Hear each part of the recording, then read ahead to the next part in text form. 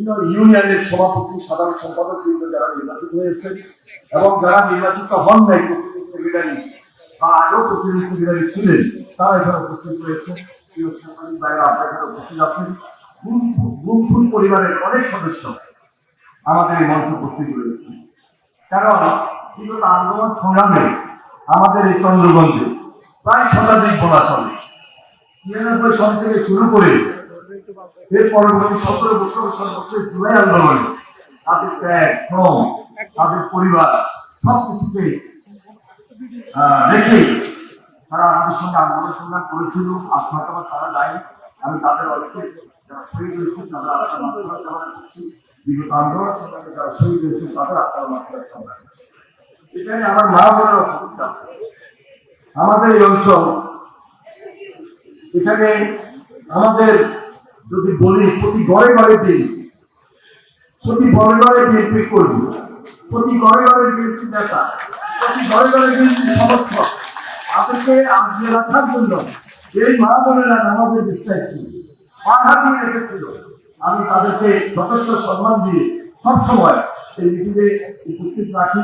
আজকে ওনারা দায়িত্ব নিয়ে আমাদের আজকে এই সময়ে উপস্থিত হয়েছেন। আমি আমাদের জেলা বিএনপির পক্ষ থেকে আন্তরিকভাবে মোবারকবাদ জানাই এবং ধন্যবাদ জানাই। আমাদের এই ইউনিয়নের সদ্য কারামুক্ত লুকমান হোসেন গতকালকে সে যেখানে থেকে বের হয়েছে তার অত্যন্ত পরিশ্রম ছিল বিগত আন্দোলন সংগ্রামে। তাকে আমি নতুন করে পরিচয় করে দিতে চাই না, আমি তাকে আন্তরিকভাবে মোবারকবাদ জানাই। আমাদের সিনিয়র সহসভাপতি ছিলেন সিরাজ ভাই আজকে নাই, থাকলে আজকে আমাদের সঙ্গেই মঞ্চে থাকতেন। তিনি ইন্তেকাল করেছেন। বাবুল তার কথা না বললে নয়, হামিদ তার কথা না বললে নয়, যারা নামেই পরিচিত।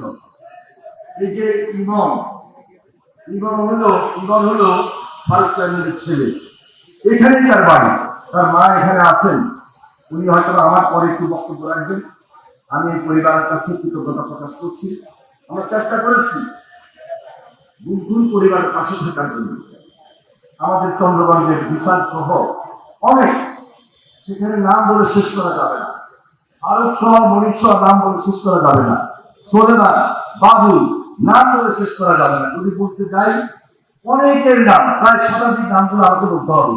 প্রত্যেক পরিবারের সঙ্গে আমাদের একটা হৃদয়তামূলক সম্পর্ক আছে এবং আমাদের ভারপ্রাপ্ত চেয়ারম্যান প্রতি রোজায় এবং প্রতিক্ষণে তাদের খোঁজখবর রাখেন।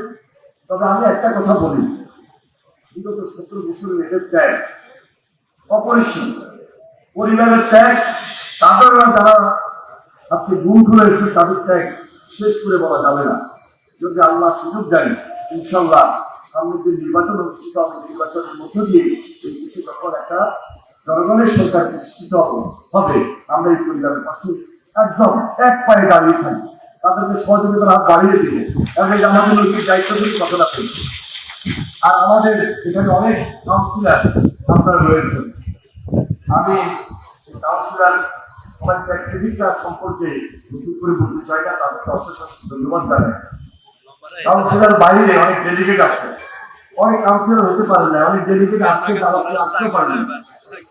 অঙ্গ সংগঠনের যারা নেতৃবৃন্দ সবাইকে আগে আন্তরিকভাবে মোবারকবাদ জানাই এবং ধন্যবাদ জানাই। আমি বেশি বক্তব্য দেব না, আমার বক্তব্য সবসময় আপনারা শুনেন। আজকে আমাদের মঞ্চে যারা আছেন শুধু তাদের বক্তব্য শুনবো, তার মধ্যে উল্লেখযোগ্য হল প্রধান অতিথি এবং বিশেষ অতিথিবৃন্দ।